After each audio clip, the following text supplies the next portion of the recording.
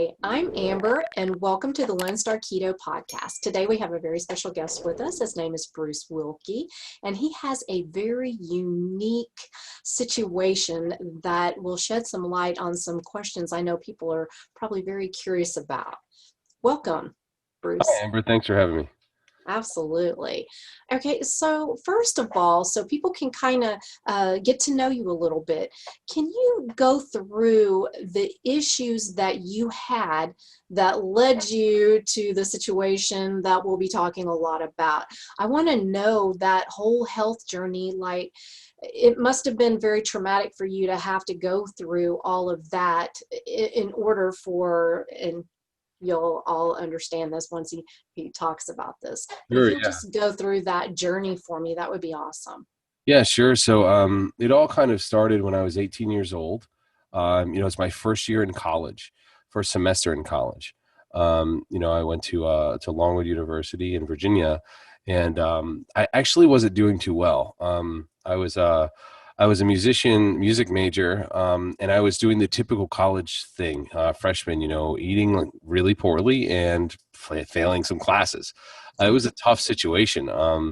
So there were a lot of things that came down, and I was kind of resigned to the idea that I would probably not be coming back the next semester anyway, until I got my grades situated. And so there might have been a semester out anyway. So I was coming to that realization, and then I started to have this. We're coming up on Christmas break, and so it's the first semester. So we're there since August, right? So September, October, November. That's three months. Somewhere around December, I started to have serious gastrointestinal pain. In addition to the stress that I was under, I was eating, drinking, all that kind of stuff really poorly. So I just sort of chalked it up to that. And so here it is. People are moving out, and I am to the point where I'm going to the bathroom 10 times a day, and it's just bloody stool for every movement. And so I go to the nurse. I try to make an appointment with the nurse, like the school people. And this is probably around December 20th or something, maybe the 18th. I was staying later than other people had to stay because I wasn't even sure that I was going to go back home. I thought I would stay around, and actually stay with some friends in the town while I got things together. So I tried to make an appointment, and I couldn't get in. It got so bad that I was in such pain that I ended up going to the hospital in the ER in that town. It's a tiny town, and everybody's going away, so there's no one there. So I go to the hospital, and I'm in agony. I check myself in the ER, and they admit me right away, and then I have an emergency colonoscopy. At this point, I don't really know what's going on. They basically give me some sort of sedative, I think, and I'm just a mess, right? They could barely do the colonoscopy, and things were so inflamed. Uh, Mhm. and so after that was over, I'm recovering, and my mom gets a phone call, and they're like, "Hey, we're probably gonna have to take your son's colon," and he's 18 years old. And my mom was like, "Oh my God," and she came out as soon as that happened, and I was recovering, and they threw me on steroids, IV, and things like that. And I recovered in the hospital, and after about almost a week, maybe a little longer. Um, by that point, it was Christmas, right after Christmas, right? It was somewhere a week after Christmas or something like that. I drove the 5 hours home roughly in my car, and was diagnosed with ulcerative colitis at 18 years old. And so there was a lot going on at that point. I obviously had some issues with school, and I couldn't go back that next semester, anyway, which was actually kind of a good thing. Not only did I have to be out because of this situation, but academically it was a mess. So I don't really know what led up to this specifically, but after some of the research that I did in talking to the doctor, I had contracted C. diff as well, and C. diff is an imbalance in your it's pretty common among UC and ulcerative colitis patients to get you C. diff. They don't really know why or how I got it, but there were a few cases at my college, and I actually know one other person that's still battling ulcerative colitis today in the same class that I'm in the same era, same age. So it's possible that it was in some food or something like that, because it can very, very rarely transmit if somebody doesn't wash their hands properly or something and prepares food. So basically I go back to school, finish school, meet my wife, and things are okay. I'm eating like garbage still, right? I'm gaining a ton of weight. I'm in college. And I'm somewhere around 5 years later, I move out to Washington State, the Seattle area. And since then, like throughout the year, I was in what they would call like remission of some sort, but I still had like IBS symptoms. But I was basically just chalking it up to, oh, well, I'll be okay, and this probably is just sort of the residual effects. I didn't really know all of the super details of what UC could do, because I was kind of in the remission phase after UC had taken the diagnosis on me. And so I move out to Washington State, and actually after the move there, and being there about a year or so, things started to get a lot worse.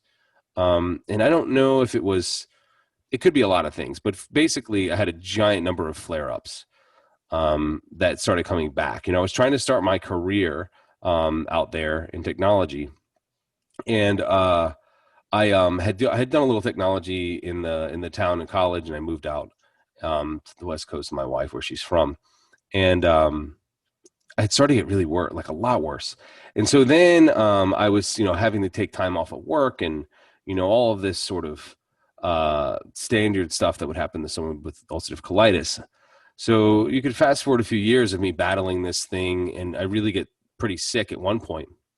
And I see a doctor, and I say, I think I have the flu, and they're like, okay, well, let's take some blood labs, because it seems like you also have ulcerative colitis. So let's see. So I do blood work, and I'm at home nursing the flu, and this is sort of the first in a series of events that try and get me better.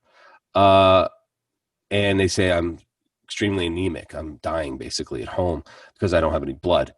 And so I needed, I think it was 6 units of blood, 4 to 6 units Whoa. of blood, transfused. And because the doctor called me and said, hey, you have no blood, so you need to go to the hospital now. Like, I was like, do I have to go now? And they're like, yeah, now. Wow. I drove to the hospital, and they rushed me in there, and they nursed me back to health after getting the transfusion. So that doesn't fix my problem, though. I'm still bleeding. I still have ulcerative colitis, which, if people don't know what ulcerative colitis is, I can give a little background. It's basically an autoimmune disease that attacks your colon. In my case, some people get Crohn's. It can affect the entire colon, a portion of the colon, the entire intestines. They're similar. They're related to rheumatoid arthritis, lupus, Crohn's. There's a ton of autoimmune disease that are somewhat similar, and some people get all of them. Some people have Crohn's, ulcerative colitis, and they have arthritis. A lot of people can get a lot of that, all in sort of a salad of autoimmune. So after that, we started going down a series of treatment paths. And the treatment paths basically consisted of steroids, which is prednisone. And it was like, basically a delayed release tablet that basically tries to treat the ulcers in your colon.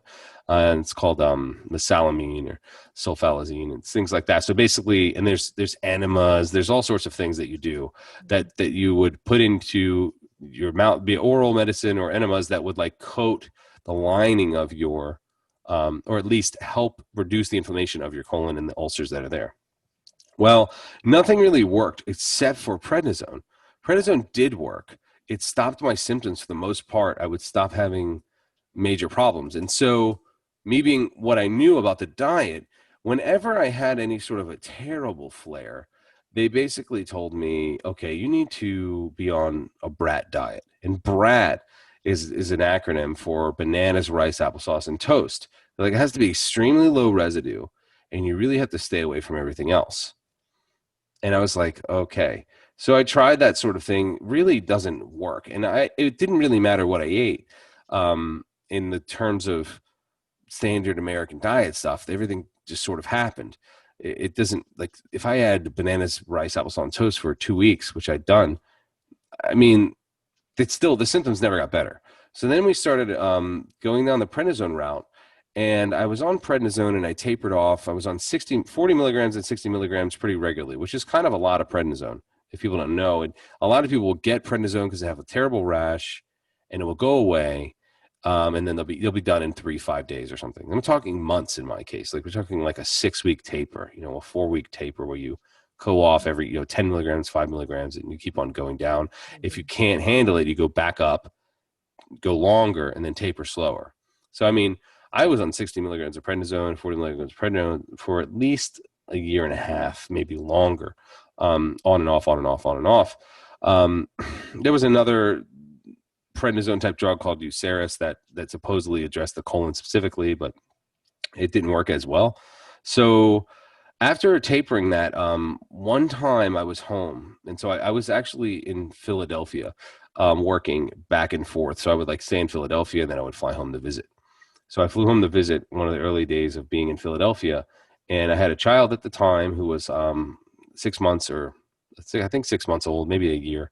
And I woke up in the middle of the night to change him, and I'm changing him. My wife's sleeping, and then I pass out on the floor and start having a seizure. And my wife, I guess I don't remember this, right? Because this is like a black spot in my memory. This is this is like one of the only things I can't remember about my life, really. So I had a full grand mal seizure after being home, and who knows, travel, infection, could be a number of things. So luckily at that point, it just so happened that her mother was staying with us. So perfect timing. She stays with my son, and my wife rushes to the hospital with me in the ambulance. And so I'm in the hospital, and I have probes all over me, and I wake up in this daze. I didn't know what was going on. I assumed I was dreaming. I guess 3 EMTs had to hold me down. I was bigger. I was way bigger than I am now, and strong, and they had to give me a bunch of Valium. So I was kind of talking all wackily, and my wife was asking the nurse, like, what is going on? They're like, well, it's very possible he could have brain damage. And so my wife was freaked out, and I don't think it was very cool of the nurse to say that. No. But she did. So a couple of spinal taps later, and a few days in the hospital, they basically diagnosed me with aseptic meningitis. And so it seemed to be resolved. It was sort of a flare of some sort of infection, and it was gone. The spinal taps are clear. All of the EEGs, and the electronic measurements of my brain activity were fine. So after that, we started going down the path of prednisone. Still, I was kind of nursing it for a year, maybe a little longer. And we started going down the path of biologic meds after that, because nothing was working. And I was a mess still. And so biologic meds are much more expensive and much more serious. So I did a couple of them. I started out with something called 6MP, and I forgot the other name, which is kind of a medication they use for leukemia, I believe, and cancer treatment. It didn't do anything. It made me extremely nauseous, and it was terrible. So then we went down Humira, Remicade, Stelara, and Entyvio, which are biologics that typically treat a myriad of autoimmune disease. And biologics means like you basically have a way of stopping the cells from attacking you, and they do some basically immune. I don't know all of the science, but they basically try and rework your immune system so it stops attacking you. Some people have great success, some people don't. And so Humira was like a pen that you shot in your leg every 6 weeks or 2 weeks or something like that. All of the other ones, and Stelara I think was not. Stelara I think was another medication, but the other ones were IV drip infusions. So you had to go every 4 to 6 weeks to an infusion center and sit in a chair for a couple of hours, and just sit there, with your arm out, watching TV or whatever you did. As a young man, sitting in there, like basically getting a small drip of chemo is essentially what Remicade is in in a small dose. So I'm, 27 at the time when I'm doing 28, and I start, and then I end up, none of it works. And so I have a real heart to heart with my GI, and I knew the end result was you're probably going to have to lose your colon. So for the longest time, I sort of said, I don't want to go down that route. This seems terrible. I talked to some people that had done it, and I talked to some doctors that even had done it. And they, he was like, hey, let's do the surgery because you're going to die. Basically, like, this is terrible. You're going to keep having flares, and and if you're not going to die, you have a terrible quality of life. This will be better. And so I say, okay. And I go to the University of Washington, which is a pretty incredible medical hospital and college. And there's a doctor named Dr. Ficara, who's an Italian guy who's great. And I actually really like that I did this in some ways. In other ways, it's difficult. But he was basically like, hey, lose some weight. And I'd already started down like the keto path at this point. But keto with ulcerative colitis is like terrible because you're doing macros in keto, and you're also incorporating a number of greens and a number of inflammatory foods. So I did lose weight though, but my symptoms were terrible. So, I mean, it worked in terms of ketosis, but in terms of healing my gut, it was still horrible. So I lost weight, and he did the surgery and said, great, and so I've lost my colon, all of it. The first surgery did not remove the rectum. The first surgery kept the rectum because there's a possibility to reconnect your small intestine to your rectum and basically create a fake colon called a J pouch. And so I entertained that for a little while, but that was also infected. So the rectum was still affected. From the get-go, there was no way to, it was bad. Like so at that point, to get real graphic, so I had the ileostomy, and I also have a rectum still. So you still go to the bathroom like once in a while, like normally you'd pass a stool, and it's because there's mucus there and there's blood. So I was still bleeding, inflamed, while I have my ileostomy all at the same time. So I get my my rectum removed later.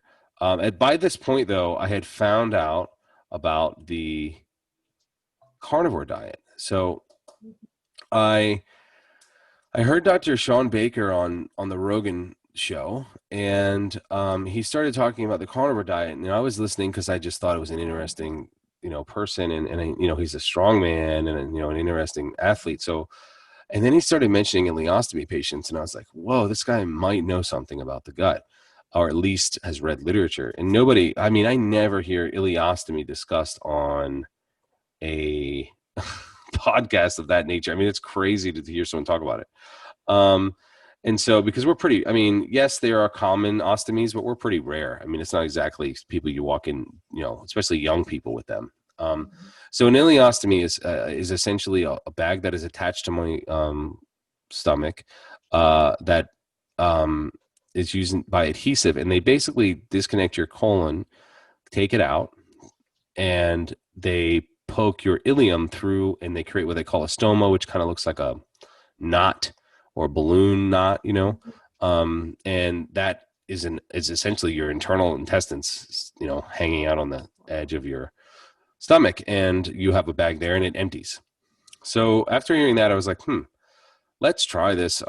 So that was like December 2017, and January I decided, well, let's try the carnivore thing, because like I've been eating meat, it's not like I hadn't been eating meat. So I knew that like wasn't gonna be a gut problem. And prior to that, I'd had a lot of blockages and pain. Blockages and pain in this intestine is absolutely brutal. It's like the worst. It's worse pain than ulcerative colitis. It's like someone is stabbing you in the stomach constantly, because as you have this, I think it's called peristalsis, that happens, and your brain tells your stomach how to move. Well, basically every time it's flexing, it's blocked. So it's like cement stuck there, and while it's trying to push, and there's pressure. It's really bad. I mean, I was crying for hours while I was in the hospital trying to get treated a few times. And so I try it out, and I'm starting to lose weight, and I'm feeling great.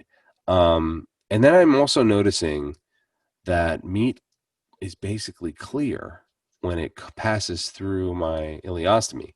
And so because I have an ileostomy, I can see everything that would normally dump into my colon, right? Go from ileum to colon.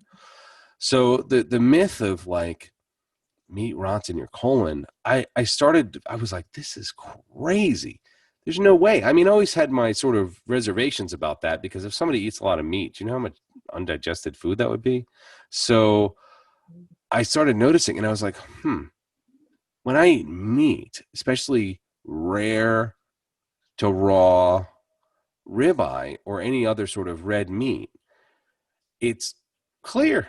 Like the output is just bile, chyme, which is the basically the sludge that's created when you digest food. It's called chyme. It's CHYME, and then water.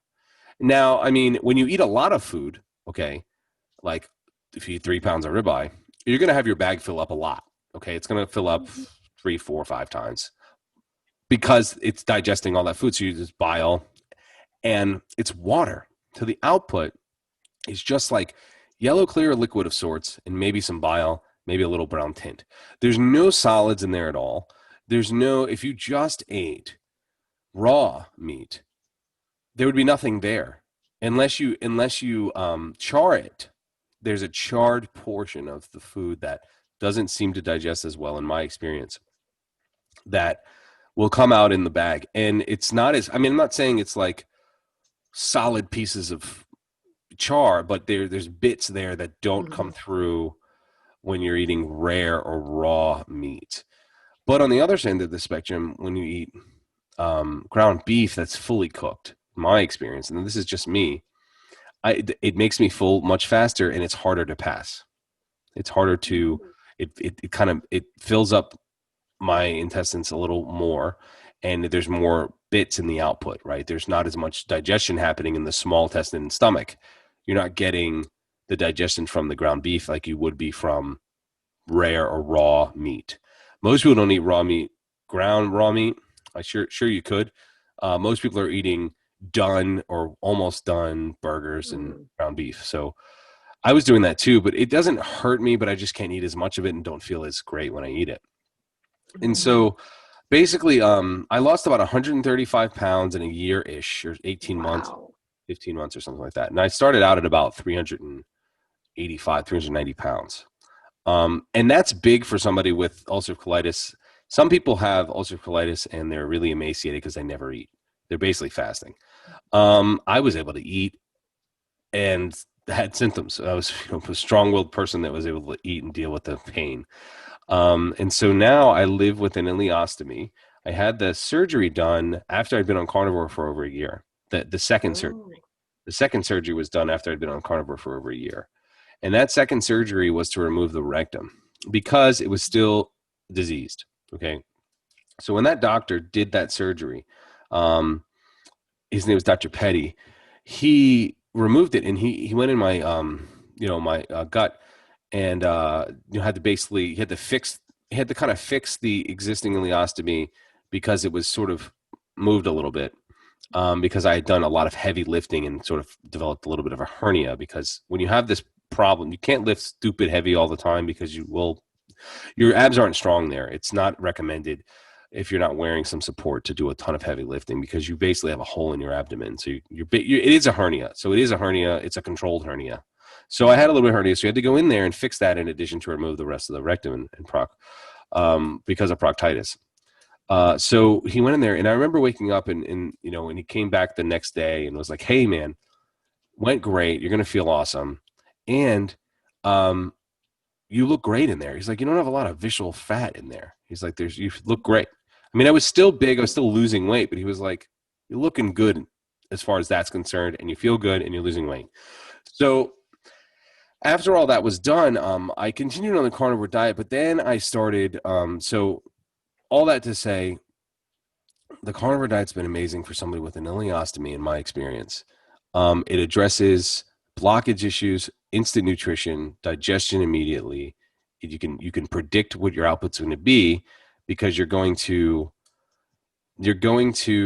say, okay, I'm going to eat one meal a day, because a lot of people do that because you're eating a bunch of meat. So I'm going to eat one meal a day, and I know after this meal I'm going to have to dump this bag 4 or 5 times if I eat a big meal. But then that's it the rest of the day. You very much you have control now over your output. You have control over your bathroom visits. So that's been pretty awesome. But what the carnivore diet, in my experience, didn't do for me without the right amount of guidance was address emotional eating or relapses. And so I have ended up gaining about 100 pounds back in a year, because the only thing I could eat is refined sugar. Okay, because I can't eat vegetables very easily at all. So I'm not relapsing into that. I'm staying on carnivore because I really love the nutrition and the meat. But I also binge ate my emotions into donuts or refined sugar. And it let me gain some money, some weight back.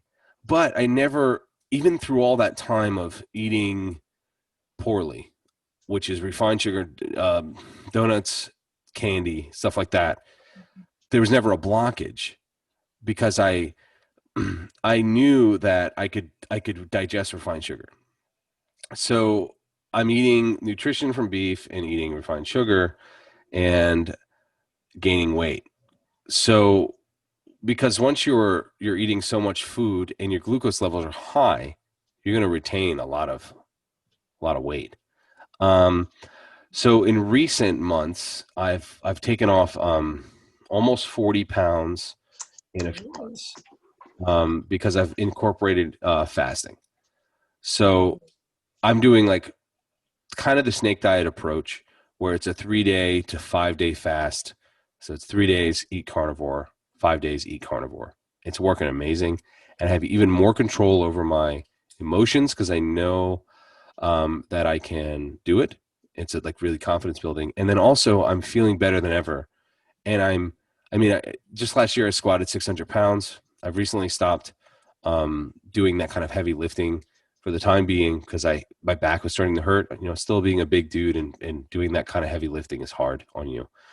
So I've basically been in lighter weight category, cardio a little bit, and now I'm incorporating a lot of fasting.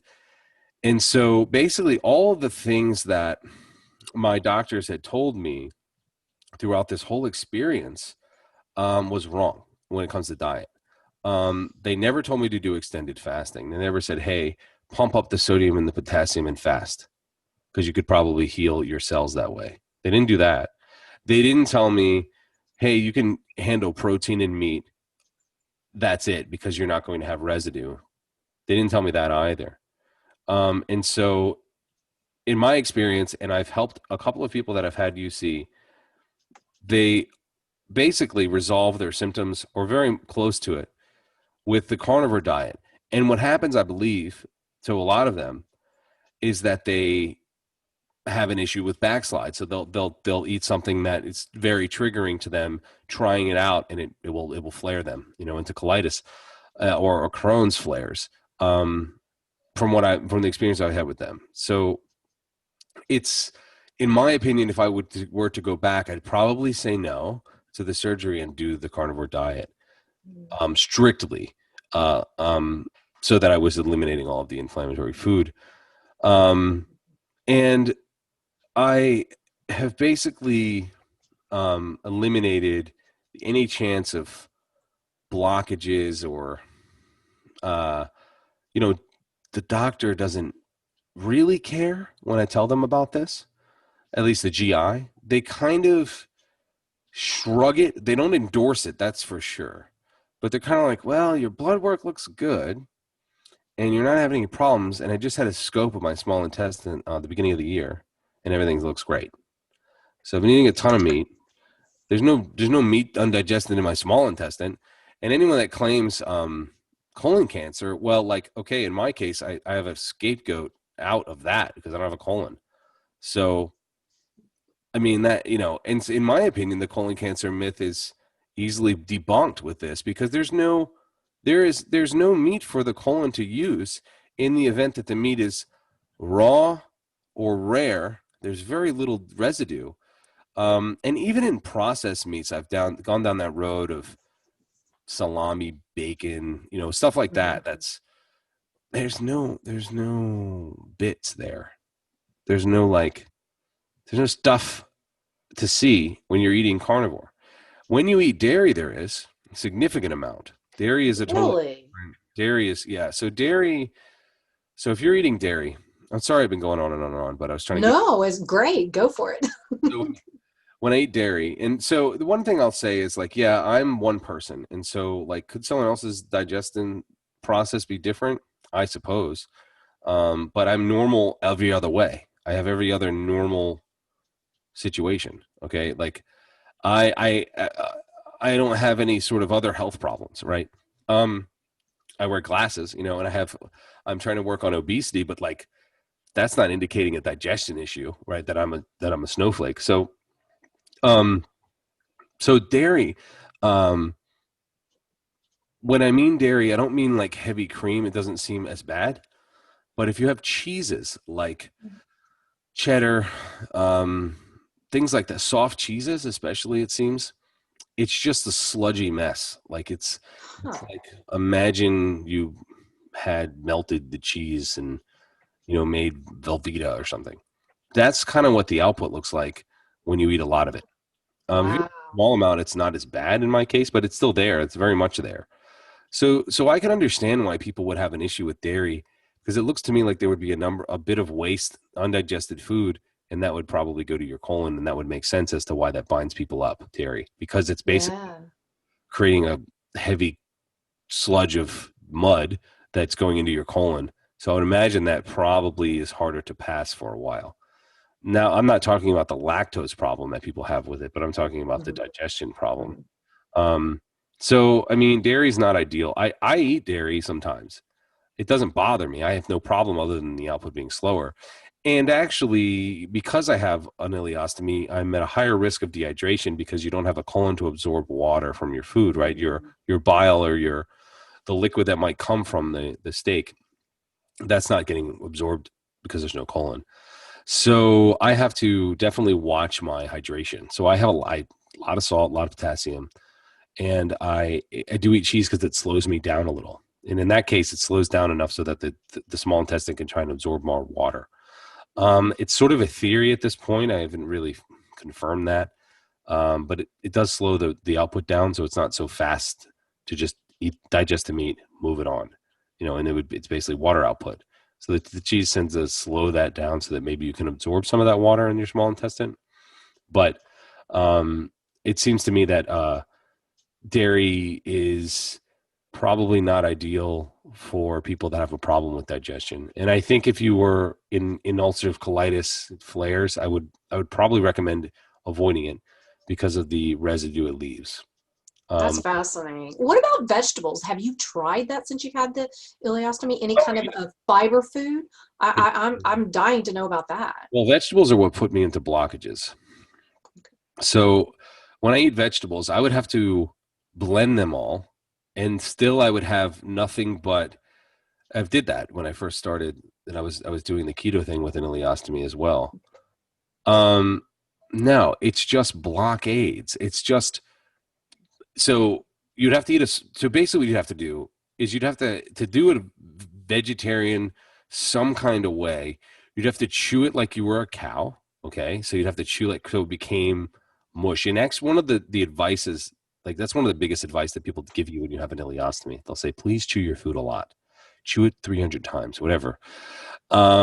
Because you can't digest, it doesn't digest. Okay. It doesn't digest, and it comes out chewed like you chewed it. It doesn't absorb. So you'll get just all, especially like any seed or any roughage, which would be like broccoli, large leafy vegetables. It's basically whole when it comes out, or whatever you chewed. If you spit that into a cup, that's what you would see. Um, and so that's going into a colon, and I'm sure it's creating a microbiome that, I mean, because it's sitting in there, it's basically creating interacting with bacteria, and it's basically a compost bin in your colon. I'm assuming something happens like that, and then people have these giant formed stools because they have a bunch of waste in there. And so vegetables are, I wouldn't say that they make me feel bad because I don't have other problems. Because there are some people that have, you know, all sorts of interactions with vegetables that I don't have. The problem I have is digestion. Like vegetables don't digest because I don't have a colon. So I mean, even if we were to go down the road of saying, well, vegetables can be healthy, well, not in my case because there's no way to use them. And so the only thing that's been suggested to me by the anti-carnivore people when I give them this discussion is they're like, well, you should probably look into pea powder. It's like, hang on, man. I'm not going to go down the processed food route for veganism or vegetarianism. So that it doesn't make any sense to me when it comes to eating vegetables for ultimate nutritional density and digestion health. I mean, if you have to eat vegetables because of the standard American diet, then okay, you probably have to maintain a biome that would digest that stuff. But if you don't have to, then the biome probably doesn't matter, because I mean, there's nothing there. So I mean, yeah, maybe we are omnivores in some way, and we can eat that stuff, and that the biome's required. But when that biome's imbalanced, you have much more problems. So the risk of having an imbalanced microbiome because you're eating other things that are terrible, I would imagine, and this is, I'm not a scientist, but because I've seen what happens, I'm assuming that if you introduce something that goes poorly, you would probably interact with and affect the microbiome. Well, in the case of carnivore, you don't have to deal with that because there isn't a microbiome to worry about. So I'm on the fence on microbiome at all, and I think that a lot of it has to do with just healthy digestion for people that are omnivores. If you're not an omnivore, it's a non-issue. Yeah, because very fascinating, the fact that you don't have a colon, you don't have that area that is so important, and you must give it fiber and blah blah blah. Well, how come you're still functioning? How come you're okay? How come you're healthy? Because don't we need that? We need that fiber to feed that biome, and we need that biome to be healthy. Yeah, and there are lots of people that live fully functional lives with ostomies, and they're not even carnivore. So they just deal with blockages, and they just deal with it right there. What is a blockage? I mean, like, what do you have to do when you have a blockage? Yeah, so if you experience a blockage with an ileostomy or even a colostomy, you have to try and get it to pass. So it's just imagine you shoved a bunch of stuff that's too big that can't fit down a pipe, right? Just you clogged a pipe in your plumbing. Well, how do you get it out? You got to put something down there that dissolves it, wait it out, and it starts to break down, or you irrigate it.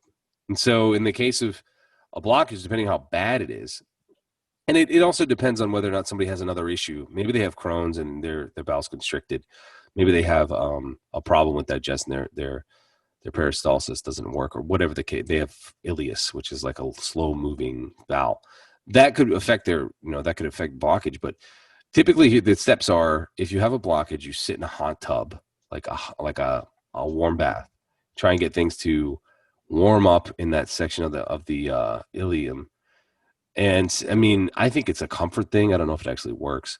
Some people would suggesting drink carbonated beverages. Some people suggest drinking hot beverages. Some people suggest not eating. And if the worst case happens, you end up going to the hospital.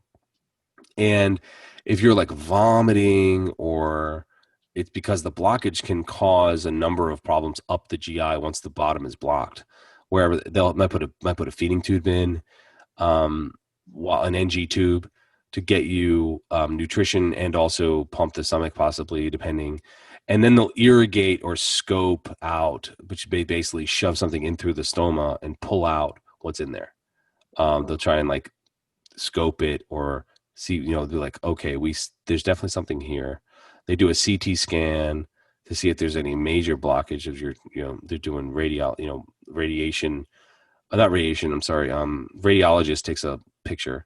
And that's what happens. So if you have a blockage, it's a pretty serious problem for most people. I mean, in some cases, people block regularly, and it's not really a blockage. It's just really slow moving. And whenever you have a slow moving bowel, it's more than just some discomfort. It affects your whole body. You feel like you're run down when you have a blockage. I mean, it's the worst thing I could ever imagine, having a blockage. I mean, it's absolutely brutal. And people with an ileostomy are bought into this hook, line, and sinker of meat being bad still. And so every time through ulcerative colitis, when I had that and when I have an ileostomy, it's like, hey, avoid greasy food, right? That's always it's grease and spice and grease is the problem. Like, it's always that. It's like, oh, I ate some spicy and greasy food. Then everyone under the sun will give you their trigger food. It's like, oh, you know what triggers it for me? Mac and cheese. It's like, okay. And then someone else says, you know what triggers it for me? I eat soda. But I mean, I haven't heard a lot of people say, you know what triggers it for me? When I eat broccoli, which it does. but they're sold this bill of goods or this snake oil vegetarian idea to resolve their ulcerative colitis. And so I know there are some people that have resolved their ulcerative colitis with some vegetable-based, plant-based diet. But I mean, it's possible. There's so many factors there. It's possible that they were going to resolve it by removing other inflammatory foods. Because we've seen success in vegetarian or vegan diets because the processed food's gone. So they've regulated their glucose. There's not sugar feeding on inside of your colon. I mean, there's lots of stuff that could happen there. But I wouldn't roll the dice on raw vegan, knowing what I know now about the colon and what happens in your digestion. I mean, it's stuck. I mean, I would imagine diverticulitis has got to do with seeds and nuts. I mean, it'd be really weird to me if it had to do with meat. But the other thing is, like, we don't know a lot about the colon, nor do we know a lot about irritable bowel diseases. It's all over the place. Like, the medication is broad. There's the only thing that I've seen like super success with. It's the weirdest thing. It's called FMT, or fecal medical transplant, or medicinal something fecal transplant. And people try and correct their microbiome by basically eating pills of feces or injecting feces in an enema from a healthy individual. I mean, it's gross. It definitely doesn't make any natural sense. I know someone who's had that done. Yeah. Yeah, but I can understand it. Even people that don't have UC might do that for other digestion purposes. But I mean, these are extreme, weird measures. In my experience, can be rectified with a very strict carnivore diet. And I mean strict, like, you can't be goofing around with lots of dairy or the occasional veggie. And you can't eat overcooked food, overcooked meat. And I think fasting is probably the best thing for me. Extended fat, I have more body fat than other people, but I mean, one meal a day, as long as you can address the backsliding issue you might have with emotional eating. If you can address whatever the carb drugs are that you're addicted to, and I would definitely advise people to do that. Like, yes, get healthy. Yes, do carnivore if you have an IBD or an IBS, but also make sure you're not setting yourself up for terrible failure by overeating on carnivore because you still have a problem with food, and then sliding back into some sort of drug that you're addicted to, like sugar. Because I've seen that happen to myself. And I don't feel as good. I mean, I don't block up, but I don't feel as good. It's kind of painful. I get gassy. One thing that also I'll say that's interesting. So there's an entire system of what they call burping your bag, which is my ostomy, when it fills up with gas. So gas, like you would fart, okay, fills the bag and it inflates like a balloon. And you have to open the end of it and let the air out. That never, ever happens when I only eat carnivore. Never. Wow. The common discussion among ileostomy patients, like, oh, you got to burp your bag. And we will buy these special bags that have 2 pieces so you can easily burp them. They're like, oh, I have to have this 2-piece so it, like, I can, like, quickly pop the end off and burps it. Well, it's because they're eating things that cause flatulence. There's no flatulence in carnivore. Now, I don't know if everyone's experienced that with a colon, that their flatulence is gone. But to me, it's gone, and I'm pretty sure most people would say it's gone in carnivore. If you're That's very common in carnivore. Yeah, it's a joke. It's actually a joke. Well, it's provable that in my opinion, I can see what happens if you eat bad stuff. It's not because like farts are somewhat unpredictable, and people just like have to deal with them. Well, I know that if I eat this sort of food, it's going to make my bag fill up, which is vegetables and sugars, grains, gluten, stuff like that. I mean, I haven't nailed down what specifically makes my bag fill up because I haven't gone back down the road of let me try this stuff. I know that refined sugar doesn't seem to, from what I can see. And I know that like candy doesn't. But I know that candy will make you gain weight, but it doesn't make you have farts.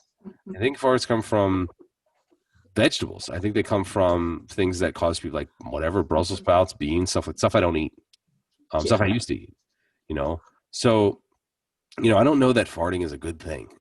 um, Right? I mean, everybody talks about, oh, farting is so normal.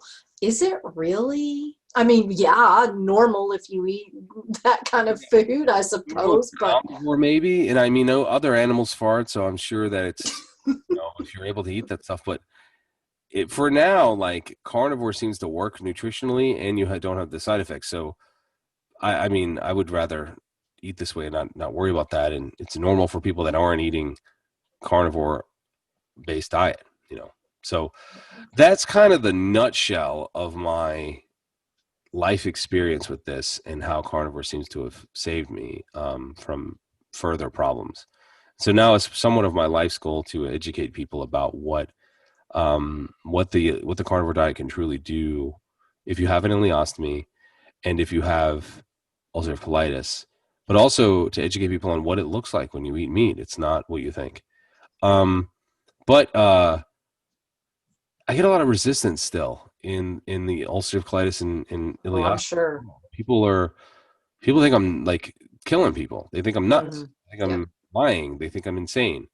I'll tell you, man, if there were a diet that worked for me that wouldn't give me a blockage, I would do it. And it is this one so far. I mean, I haven't found another one.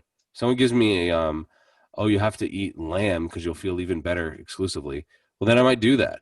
Or that if someone finds some tree that I could eat and have all the nutrition, and I could, I would do that. But right now, this is not causing me pain or problems, and it's fixed all the issues related to ileostomy.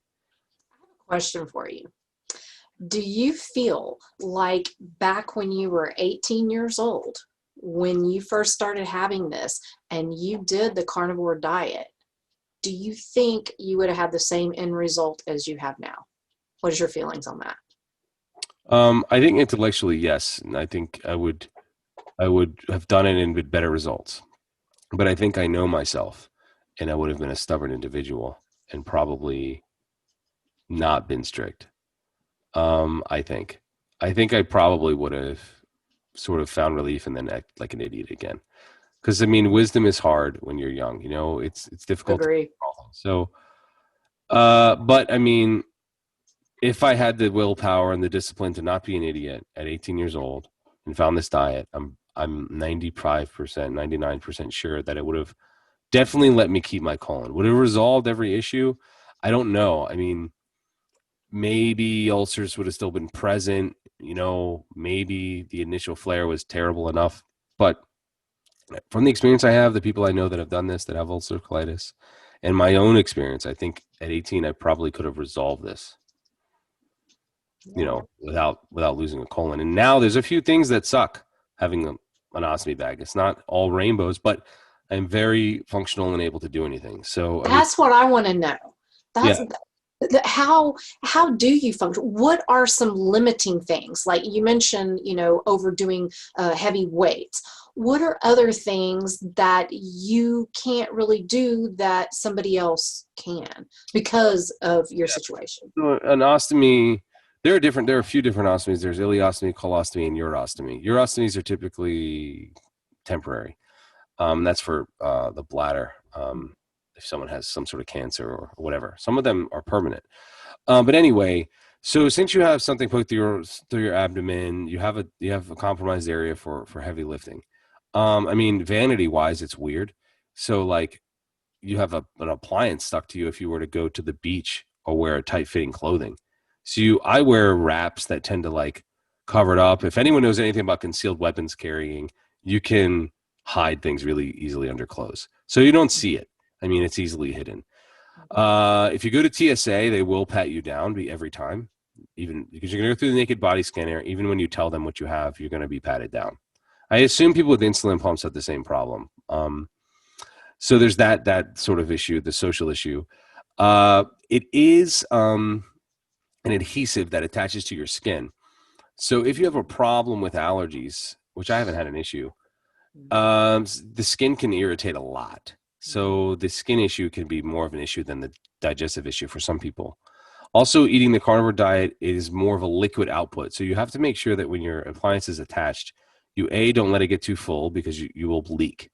So the sealed around where the stoma is just like a Band-Aid, you know, or anything else. It's watertight, sort of, but if it leaks, especially with an ileostomy, your output is really caustic, meaning it can burn you because it's that stomach acid.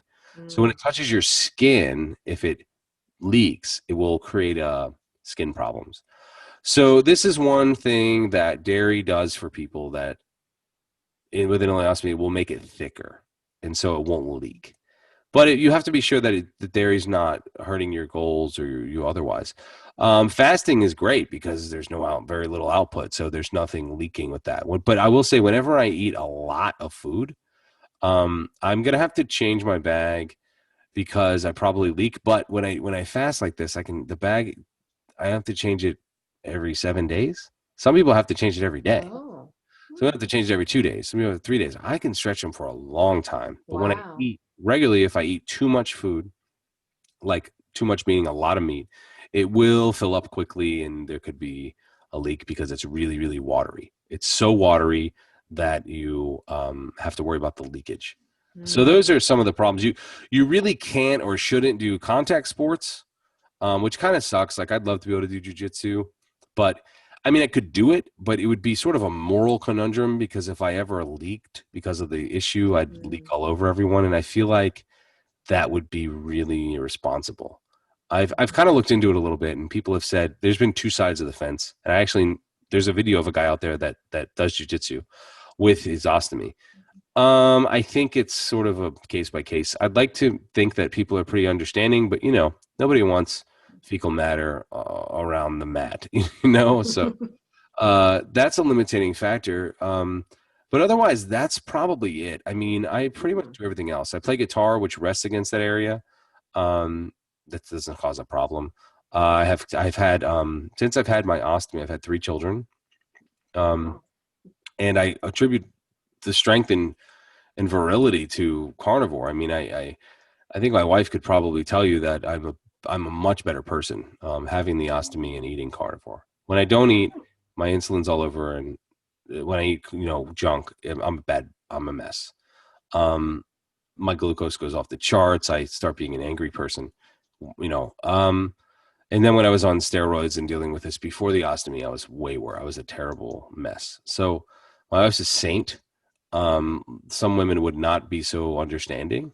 But by the grace of God, we have stayed together and been uh, an awesome team for raising children and then also understanding that everyone has problems. So Yeah, I was going to ask you about that. Like, how did your wife handle this whole situation? This is a major thing, or I would think that this would be really big. I mean, yeah, I think that so I mean the problems I had with ulcerative colitis were so terrible that I think she was ready, like I was, to get some solution. We didn't end of the road, kind of. It was like, well, you're gonna die or you're gonna have colitis and run to the bathroom. I mean, every time I went to a grocery store, I was looking for the bathroom. Every time I went to mm, any location, I was like, where's your bathroom? I'd like to know where the bathroom is because I'm gonna have to use it. I go to the bathroom 2 times before I left. I'd have to, like, when I had ulcerative colitis, I would like have a grocery bag in my car with me when I'm commuting to work so that I could poop on the side of the road. Like, ulcerative colitis is absolutely brutal. I mean, you'd go into a parking garage just so you can get some privacy to go to the bathroom because you can't make it to a public restroom. You won't make it. You will be. It's like you have constant diarrhea all the time, and I mean, like, wow. you're like no control at all the time with ulcerative colitis. And so it was like, I guess this is better. At least I won't have to go to the bathroom. Because honestly, I'd probably gone to the bathroom more than 10 lifetimes, you know, at 25, 27, 30 years old. I went 10, 20 times a day. And then when you go to the bathroom that much, you're depleted, you're bleeding, you have anemia, you're just in bed, you know. So like, think my wife was sort of like, we really think this will probably improve, you know. And afterwards, I was fairly emotional about it. I mean, it was a hard thing. And it does things to you. The anesthesia itself can make you emotional, but also just like the life change. I mean, it's crazy. So, even as a big, strong man that I was pretty emotional about having my colon gone. So I think we both were scared, but my wife was just like I was, we were like, we got to get some relief. And now that I have it, I don't think that either one of us would change it unless we could, of course, go back and change all of it. But, now that I have it, we're very happy about that. That's So good. life with an ostomy is not the end. For a lot of people, they feel like that. It's not. I can't speak to the urostomy or the colostomy. I can speak to the ileostomy, which the colostomy, when someone has that, it's typically because they're going to resection their bowel because they might have had colon cancer and they're going to keep some of the colon, or, they only had a small affected portion of the colon, so they're going to keep the rest. Their output is different than mine because they have some time. But I mean, if they were eating carnivore, it would be the same, and they probably would have less liquid output because your colon would still be there to do some absorption of that liquid. In my case, it's just liquid from eating meat, and then there's nothing to absorb it. So, and I take potassium and sodium a lot more when I'm fasting. It's probably a good idea to take it in general. And vitamin D is pretty important. But my levels of vitamin D, I never take a supplement. I eat a ton of meat and go outside. And I just had my blood work done a month ago. Vitamin D is all within normal range. All my blood works within normal range. Good. With the exception of testosterone. Testosterone is a little low. And there's a lot of reasons for that. I still have weight to lose, which will lower your testosterone, being a higher BMI. And years of prednisone use could possibly lower your testosterone. But it seems to be okay, and I'm not having any of the other issues. And I think I'm also losing a little bit of hair up here. I think my testosterone is probably fine. So, I mean, clinically speaking and how I feel, there's no problems. That's awesome. I love hearing that. I have one other a question. Prior to the first real huge issue you had at 18, when you were younger, did you have any, gut pain or anything that you look back on now going, ooh, I bet you that was leading up to whatever, or just all of a sudden, just bam, at 18, this happened? I've thought about it.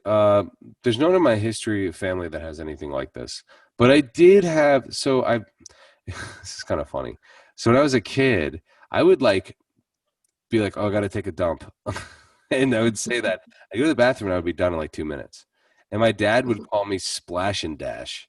Oh my God. Because I would go to the bathroom and I would be able to have a bowel movement faster than anyone else. But I think it was either me waiting till the last minute and trying to get back to what I was doing, or I was actually the beginning symptoms of IBD or IBS. It's possible.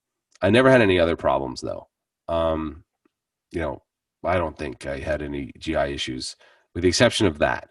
And I don't know if that was just me being a fear of missing out kind of person who just had to get back to what I was doing or waiting to the last minute, or if it was a precursor to IBD. I don't know.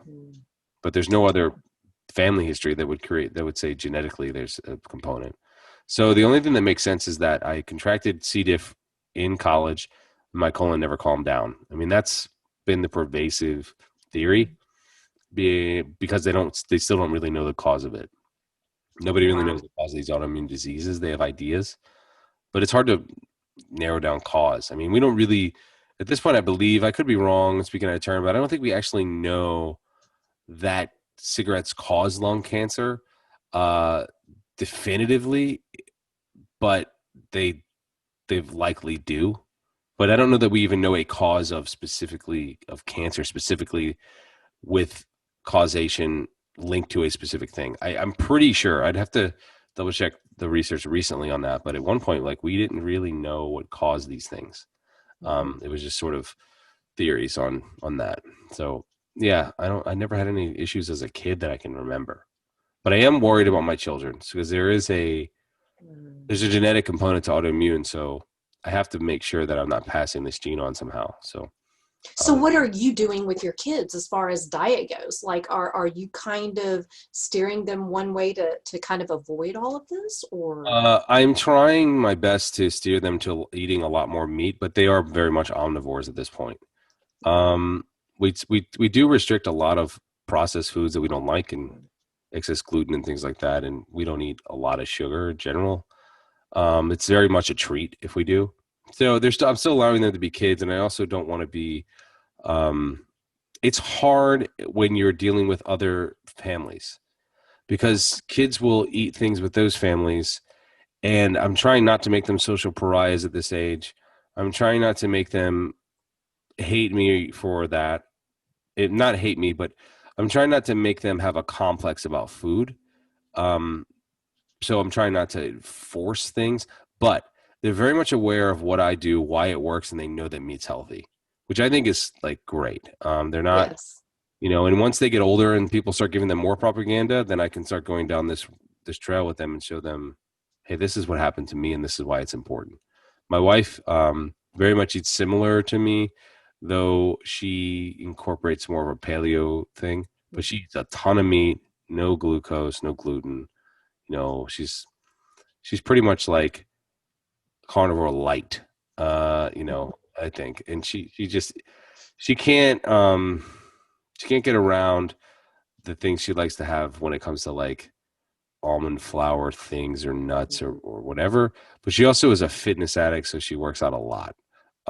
So I don't know Nice. that it's great for her gut at this point to have a ton of seeds and nuts, but her health markers are good otherwise. So, but she eats a lot of meat, and the whole family does. It's not just like when I was a kid, we rarely ate steak. That wasn't common. Yeah. We might have had Because some. it's bad for you, don't you know? Red Yeah, meat's bad. yeah. I mean, maybe meatloaf and burgers, and like, I mean, we're Italian, so it was like meatballs and Mm. or maybe sausage and bratwurst, but like we weren't eating steak regularly. We weren't eating London broil and stuff regularly. That was pretty rare. Whereas now it's Interesting. like a normal everyday thing here. Yeah. Yay. Yeah. So it's not more expensive if you do it correctly and don't eat a bunch of junk. The price, True. people say Yeah. that all the time. The price thing is kind of out the window if you're eating one meal a day, you know. Exactly. And if you're not, buying all that extra stuff that has to go with the meal because you have to have your starch, you have to have your vegetable, you have to have the blah, and then so much of it goes to waste and yeah, and all the snacking you have to do because you're hungry all the time. It's like, no, actually, yes, when you buy something, it is expensive for whatever it is. But if you look at all the stuff you're no longer buying, you actually come out a little better unless you're eating a super high, high dollar stuff. Yeah, I And mean it's pretty. speaking of meats, I want you to kind of talked about this the other day, but what meats have you noticed Oh, have more, I guess, what you'd say output, residue. Yeah, residue, the different types of meat, or even the quality, like say a ribeye versus a fillet or whatever else you may eat, or pork or whatever, you yeah. have. I don't notice much of a difference between pork, chicken, and beef in its output. So what if you're eating just like quality pork chop, bacon, or a quality ribeye or flank steak or something? I don't notice much of a difference. I do notice a difference if it's cooked all the way. I do notice a difference if it's charred. Um, Smoked meats, I love. I love eating brisket and pork chops and that are smoked. Or I mean, sorry, pork ribs that are smoked. I do pretty good brisket and pretty good ribs. People have told me that. Uh, it's There's residue in them. They don't digest as easily. They're harder on my stomach. They they typically take longer to digest, and I notice more residue and output when I eat smoked brisket or something like that. The Texas state food, don't you Yeah, know? and I love it, man. I really do. I've gotten really good at making smoked brisket, and only in recent months ish that I've noticed this more. Um, it's not as fulfilling nutritionally that I can see as rare or raw steak. And I don't I eat see. raw pretty regularly. I sear the crap out of my steaks and I eat them blue inside. Pretty much how I eat them. So they're like 2-3 minutes per side in a cast iron pan, and they're basically blue inside. I only do that because I like the char taste, and you know, it's easy. I could eat it raw, but raw is just an acquired taste that I kind of like a little bit, but it's actually a little harder to eat. So yeah, I mean, I noticed that even with processed meats like pepperoni or whatever processed deli meat, I don't notice a difference in the way that it digests versus rare steak. Um, yeah, I mean pork. The only thing I would say about pork is I feel like it it has a little more residue, and also it doesn't make me personally feel like I have a lot of energy like steak does. Um, but I think I could survive on pork if I had to for a while. Um, Chicken, on the other hand, tastes like water to me, but it does digest fairly okay. But when you have like chicken breast that's totally cooked and it's sort of shredded, or it's just sort of harder to chew, I find that it has bits and pieces all over the output chicken Hmm. when it's like that. Wings or something seem to be slightly better. Like dark meat seems to digest a little easier. But I don't eat a ton of it, so I haven't done enough research on the difference of output. Ground beef, on the other hand, I would say well cooked ground beef or burgers, it does not digest as easily as rare steak. I actually feel kind of not great when I eat too much ground beef. It kind of feels like I'm almost bound up a little bit, like a blockage is happening when I eat Hmm. too much ground beef. It does come out with more residue, and it makes my digestion harder. Um, yeah, I don't think it's as easy to eat ground beef. Usually because I think people are cooking it well, and I eat ground beef if it's cooked mm, like rare-ish. Hmm. Um, but I prefer steak. Yeah, me too. If I had my way, I'd have filet all the time, but I like, the leaner Filet is cuts or great. whatever. I But really like lean meats a lot. But they're very tasty. They don't satisfy as much, but they are really oh, the fat, yeah, the yeah. lack of fat. I think that fillets taste amazing. My wife loves them. Mm. Um, but I much prefer ribeye or flank steak or a T-bone. It's kind of my thing. I like flank steak and skirt steak a lot. I eat it really rare inside, and I literally put it on coals. I char it on a fire. So I make like a charcoal fire, and I put the flank or the skirt steak directly on the coals. And I do that for like 3 minutes aside, and then I put it in foil, let it steam and chill, and then I slice it into medallions, and it's rare inside, Mm. delicious. It chars perfectly. It's just salt, and that's all I use is salt. Do Yeah, you eat seafood at all? I do Like, eat some. Yeah, so I've had crab, because I live in Maryland. Uh, it does not it doesn't digest well. There's sort of it's similar to chicken in that it sort of has a residue output and some bits in the hmm, output. Salmon is similar. If hmm, it's raw salmon like sashimi, it seems to digest fine, but when it's cooked, it's very hard to eat a lot of it. Salmon is just filling, and I find that most people feel that way, I think. Um, and other white fishes, I haven't had much of them to say. Shrimp is a no-no, 100%. Shrimp is all stringy and does not. oh, It can cause problems with an ostomy.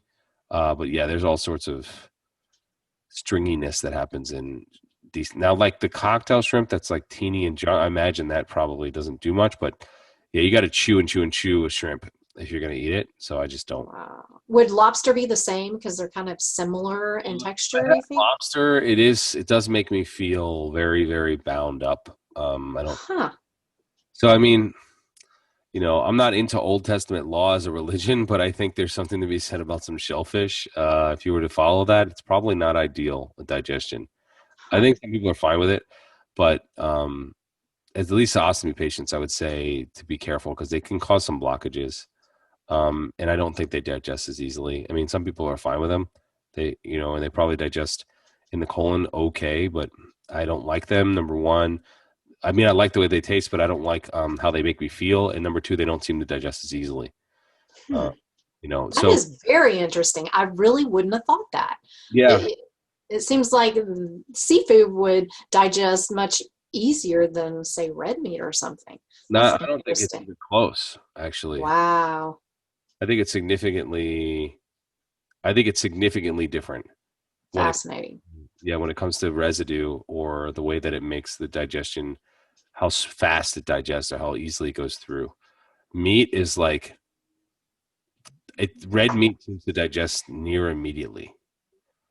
There's there's an old blog by a person that had a number of issues, um, and they ended up with the jejuostomy, which is basically no small intestine. It's the Oh, jejunum outside of the stomach. It's called the roar of the Wolverine, and they were able to sustain on meat, and it was digesting in the stomach. So wow. giving him ultimate nutrition, digesting quickly, and just water in the output for the jejunum. So if you ask me, I mean, he probably had other issues like dehydration, or who knows, you're missing two vital organs, small and large intestine. But I mean, he was at least able to sustain on nutrition on meat alone and have it digest just fine in his stomach. So I think it's clear. And I'm sure I'm not the only person talking about this. I'm sure there are other people, but I just want people to know that this is the truth. Meat is not sitting around. It's not hanging out.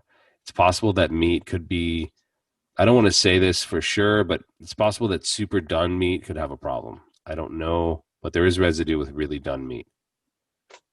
Very interesting. Yeah. Don't eat it well done for health reasons, even if you like it. Well, Bruce, I have so enjoyed this, and I think you have so much information to give based on your very unique situation. And I really appreciate you coming on my podcast and talking about it. Yeah, I appreciate having me on. I really like telling people about this because it's pretty mind-blowing, even for myself initially. It was a crazy discovery. I can imagine. Definitely. Well, I hope you continue to talk about this so more and more people can learn from your experience and, maybe save themselves a whole lot of hurt later on. And even if they do have to have something like what you've had, that they might be able to approach it a little differently so they don't have as many issues. So please keep on spreading the word. I think, it's great what you have to say. And I really, really appreciate the fact that you have turned something so, life altering into something positive. I love that. I think, your outlook, your attitude, how you used it to, enhance your life instead of giving up and just going, oh, my life is crap now. I think that's wonderful. Yeah, well, I mean, I have children that need me, so that's a motivator. But also, I found something that works, and so it gives you a lot more hope. Initially, it was hard, and I wasn't positive about how this would go. But now I have a great outlook that's better than ever before because of this. So I'm trying to tell people as much as I can. It's between this and food addiction and emotional eating. These are things that I definitely can relate to, and tell people as much as I can. Hopefully give them some support. So that's my plan. Awesome. Thanks again, Bruce. I have really enjoyed this. And you have a wonderful rest of your evening. All right. No problem. Bye, Bruce.